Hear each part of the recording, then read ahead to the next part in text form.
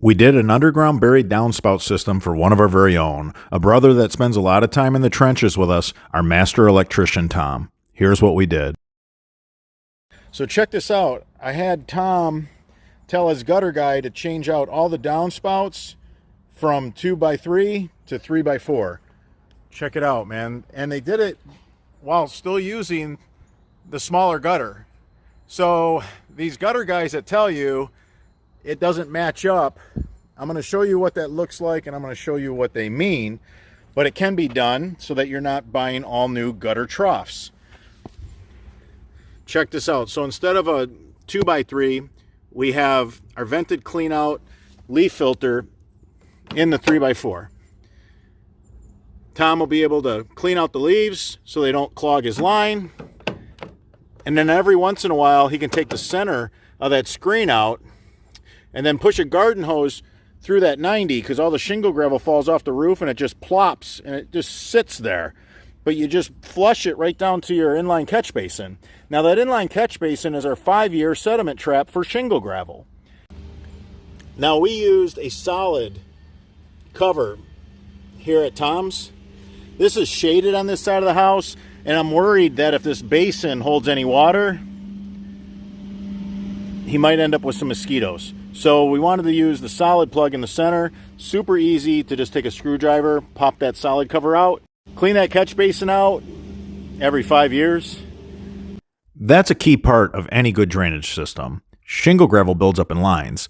Leaves also clog lines. Those two pieces are extremely important for a good underground downspout system. Now the backyard went uphill, so we had to take this line out to the front yard. We're going to grab the front corner downspout as well. The downspout was upgraded from a 2x3 to a 3x4, so I know all the leaves are going to make it through the downspout. We're going to catch them in the leaf filter, and we're not going to end up with a clogged downspout. That's what we're trying to avoid. That's why I encourage everyone to go to a 3x4 downspout.